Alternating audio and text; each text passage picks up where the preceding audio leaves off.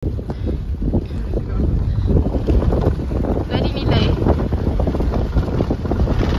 Okay.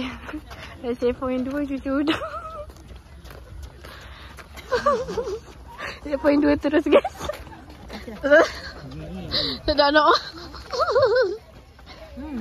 Mana cucu kau? Tunjuk. Benda tu aku cakap. Susu dia sedap. Nak susu. Nak.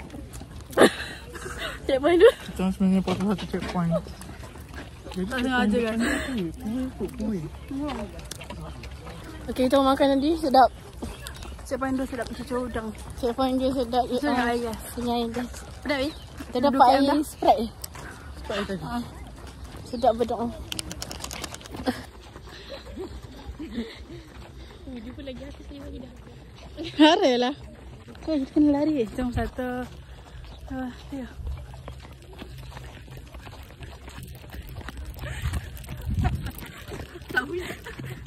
Sampai situ je lari. Macam tempat yang sama ni. Apa? Sama ya. Satu lagi.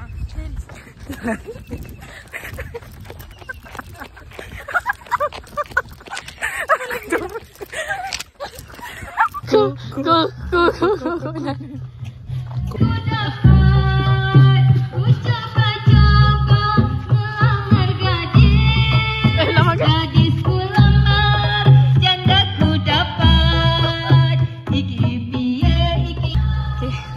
Satu guys, dah sampai checkpoint satu.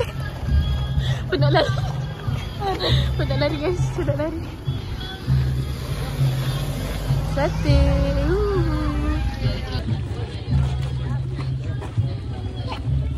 Okay, kita dapat ni.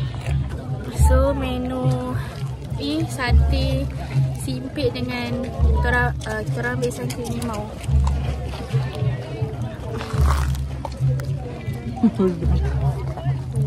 Sekarang kita orang tengah makan.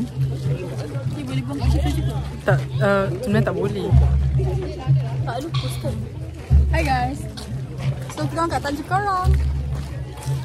Penangan matahari pagi. Kesiannya seorang ni guys. Tak tahu nak cakap pusing. Macam ni je lah. Okay, kena lompat.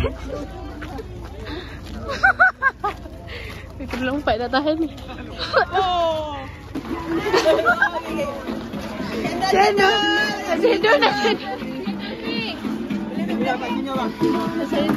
Okay, sekarang dapat checkpoint. Checkpoint berapa ni? Checkpoint 4. Masuk. Cendol. Tunjuk. Oh, minum. Oh, nak ya weh. Sedap gila weh. Sedap gila weh. Sedap weh. Semua sedap. 2, 3.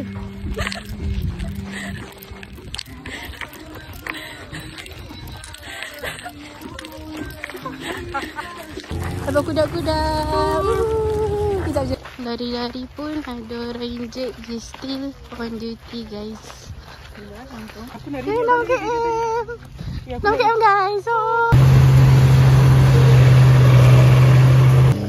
Ya, bomba dah sampai guys.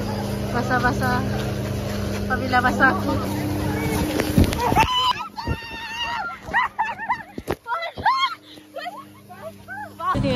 Yeah, dah finish. Finish already.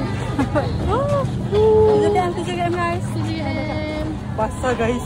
Abang bombo suka sangat. Okay, push. Go. Go, Joro.